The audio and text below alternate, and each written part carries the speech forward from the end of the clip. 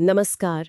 आज हम एक बहुत ही खास और कह सकते हैं विस्तृत विषय पर बात करने वाले हैं। नमस्ते। जी हाँ, हमारे पास जो स्रोत हैं वो बताते हैं कि स्वयं ब्रह्मा जी ने देवताओं और ऋषियों को भगवान शिव की पूजा की एक सर्वोत्तम विधि बताई थी। और कहते हैं कि ये विधि सभी इच्छाओं सभी सुखों को पूरा करने वाली है। बिल्कुल। और इसकी खासियत है इसकी समग्रता। ये सिर्फ जैसा आपने कहा मंत्र पढ़ना या फूल चढ़ाना भर नहीं है, ये तो एक पूरी जीवन शैली है, एक अनुशासन है। हाँ, जो सुबह जागने से भी पहले मतलब ब्रह्म मुहूर्त में शुरू हो जाता है। जी, सूर्योदय से लगभग 1.5 घंटा पहले उठते ही सबसे पहले पार्वती जी सहित शिव का स्मरण करना है। और एक खास प्रार्थना भी है शायद, देवेश्वर उठिए, ऐसी कुछ। हाँ। हाँ हाँ। देवेश्वर उठिए उठिए ब्रह्मांड में सबका मंगल कीजिए। ये एक तरह से चेतना को जगाने का आह्वान है, सिर्फ आंखें खोलना नहीं। सही बात है। और इसके फौरन बाद शुद्धि पर बहुत जोर है शायद। बहुत ज्यादा, शारीरिक और मानसिक दोनों।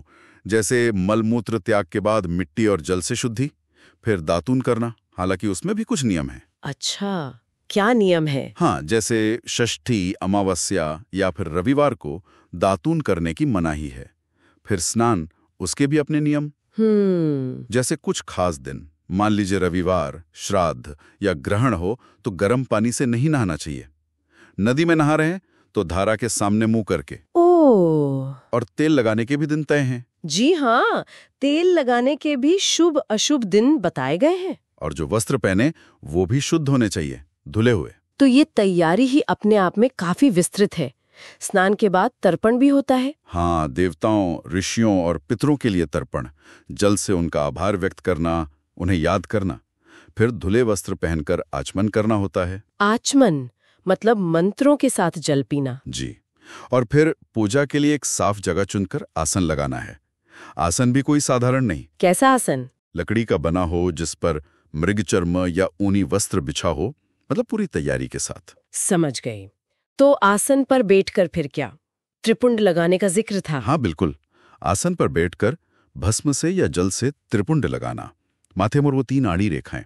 कहते हैं इससे जप, तप, दान ये सब सफल होते हैं। अच्छा, ये शिव की 3 शक्तियों का प्रतीक भी मानते हैं शायद। हाँ, त्रिगुणों का या शक्तियों का प्रतीक। और फिर रुद्राक्ष धारण करना, ये सब बाहरी तैयारी है जो मन को अंदर से एकाग्र करने में मदद करती है। तो बाहरी और आंतरिक शुद्धि हो गई, आसन लग गया, त्रिपुंड और रुद्राक्ष भी धारण कर लिए। अब संकल्प लेते हैं। जी, अपने नित्य कर्म पूरे करके सबसे पहले गुरु का स्मरण करना है, उनकी मानसिक आज्ञा लेनी है। फिर पूजा का संकल्प, मतलब पक्का इरादा कि आप ये पूजा क्यों और किसके लिए कर रहे हैं। और पूजा की शुरुआत गणेश जी से होती है। हमेशा विघ्नहर्ता है वो, तो सिद्धि बुद्धि सहित गणेश जी का पूजन प्रणव यानी ओम और नमः वाले मंत्रों से, बाद में कार्तिकेय सहित उनका फिर से पूजन और क्षमा याचना का भी विधान है। अच्छा, गणेश पूजन के बाद सीधे शिव पूजन या बीच में और भी हैं? नहीं, पहले द्वारपालों का पूजन होता है, फिर देवी उमा यानी पार्वती जी का, चंदन, कुमकुम, धूप, दीप, नैवेद्य, इन सब चीजों से। और फिर आते हैं मुख्य शिव पूजन पर। घर में शिवलिंग या प्रतिमा की पूजा कर सकते हैं। हाँ, घर में मिट्टी, धातु या पारे से बनी प्रतिमा या शिवलिंग स्थापित करके पूजा की जा सकती है।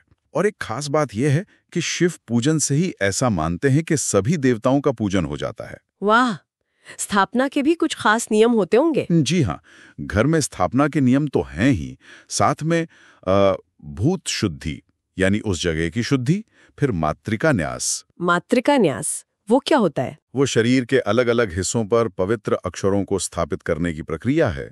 और फिर प्राण प्रतिष्ठा यानी मूर्ति में देवत्व का आवाहन करना। ये सब काफी गहन प्रक्रियाएं हैं। समझ रही हूँ। और पूजा करते समय बैठना कैसे है, दिशा वगैरह का भी ध्यान रखना होता है? हाँ, उत्तर दिशा की ओर मुंह करके बैठना अच्छा माना गया है। फिर से आचमन, प्राणायाम यानी सांस को नियंत्रित करना, यहाँ मूल मंत्र के 10 जाप के साथ बताया गया है। और 5 खास मुद्राएं भी दिखानी होती हैं। इसके बाद शिवजी का आवाहन होता है।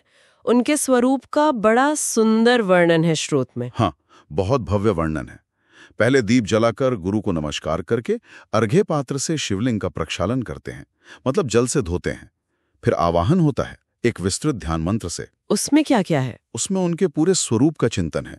जैसे वो कैलाश पर रहते हैं, पार्वती जी के पति हैं, 5 मुख हैं, 10 भुजाएं हैं, 3 नेत्र हैं। हाँ, उनका ध्वज बैल है, रंग कपूर जैसा गोरा है, सिर पर चंद्रमा है, जटा जूट है, हाथी और बाघ की खाल पहनते हैं, गले में सर्प हैं, पिनाक धनुष धारण करते हैं। ओहो, सिद्धियां उनकी सेवा में हैं। विष्णु और ब्रह्मा भी उनकी वंदना करते हैं। ऐसे परमानंद स्वरूप शिव का ध्यान करना ये भक्त को मानसिक रूप से उनसे जोड़ता है। ये ध्यान और आवाहन तो बहुत शक्तिशाली लगता है। इसके बाद फिर असल सेवा शुरू होती है, षोडशोपचार जिसे कहते हैं। हाँ, बिल्कुल। षोडशोपचार यानी 16 तरह से सेवा या सम्मान अर्पित करना। इसमें सबसे पहले उन्हें आसन देना, फिर पैर धोने के लिए जल यानी पाद्य, हाथ धोने के लिए अर्घ्य, फिर आचमन कराना। और स्नान, पंचामृत स्नान का भी जिक्र है। हाँ, पंचामृत स्नान बहुत महत्वपूर्ण है। दूध, दही, घी, शहद, शक्कर का मिश्रण, ये पवित्रता और पोषण का प्रतीक है। इसके बाद शुद्ध जल से स्नान, जिसे वारुण स्नान कहते हैं। फिर सुगंधित चंदन वगैरह का लेप करते हैं। जलधारा से अभिषेक का भी खास महत्व बताया गया है। जी हाँ, वेद मंत्रों के साथ या फिर शिवजी के 11 नाम लेते हुए जलधारा से अभिषेक करना, ये बहुत शुभ माना जाता है। फिर शिवलिंग को नर्म वस्त्र से पोंछकर आचमन कराकर वस्त्र समर्पित करते हैं। और अन्न और फूल भी चढ़ाए जाते हैं। हाँ, अनाज में तिल, जौ, गेहूं, मूंग, उड़द, ये सब अर्पित करने का विधान है। और फूलों में कमल, शतपत्र, शंख पुष्प, कुश का फूल, धतूरा, मंदार, द्रोण पुष्प, तुलसी दल भी। और बिल्व पत्र, उसका तो बहुत ही ज्यादा महत्व है। बिल्कुल, बिल्व पत्र के बिना तो शिव पूजा अधूरी मानी जाती है। कई बार कहते हैं सिर्फ बिल्व पत्र चढ़ाने से भी पूजा सफल हो जाती है। शायद उसकी शीतलता और वो जो 3 पत्ते एक साथ होते हैं, उसका प्रतीकात्मक महत्व है। हाँ, त्रिनेत्र का प्रतीक भी मानते हैं। अच्छा, फिर धूप, दीप। हाँ, सुगंधित चूर्ण, तेल, फिर धूप जलाना, जैसे गुग्गुल या अगरू की धूप, और घी का दीपक अर्पित करना। फिर से अर्घ्य दिया जाता है। इस बार अर्घ्य देते समय क्या प्रार्थना होती है? रूप, यश, भोग और मोक्ष की प्राप्ति के लिए प्रार्थना करते हुए अर्घ्य देते हैं। फिर अच्छा सा नैवेद्य मतलब भोजन का भोग लगाते हैं। उसके बाद फिर आचमन और तांबूल यानी पान अर्पित करते हैं। और अंत में आरती। जी, 5 बत्तियों वाली आरती दिखाते हैं। उसका भी एक तरीका है। पैरों में 4 बार, नाभि पर 2 बार, मुख पर 1 बार और फिर पूरे अंगों पर 7 बार घुमाना। वाह, काफी विधि विधान है। हाँ, फिर स्तोत्रों से स्तुति करते हैं, परिक्रमा करते हैं देवता की। साष्टांग प्रणाम मतलब पूरे शरीर से लेटकर प्रणाम करना, जो पूर्ण समर्पण दिखाता है। और पुष्पांजलि। हाँ, अंत में पुष्पांजलि यानी फूल अर्पित करना। और उसके साथ एक बहुत ही सुंदर क्षमा प्रार्थना भी है, कुछ इस तरह की, हे प्रभु, धरती पर जिनके पैर लड़खड़ा जाते हैं उनके लिए भी आप ही एकमात्र शरण हैं। अपनी गलतियों के लिए क्षमा मांगना। बहुत सुंदर भाव है। और फिर पूजा समाप्त कैसे होती है? विसर्जन से। जी, विसर्जन से। आखिर में प्रार्थना करके शिव जी से निवेदन करते हैं कि वे परिवार सहित अपने स्थान पर वापस जाएं और अगली पूजा के लिए फिर से पधारें। एक तरह से सम्मानपूर्वक विदाई देना।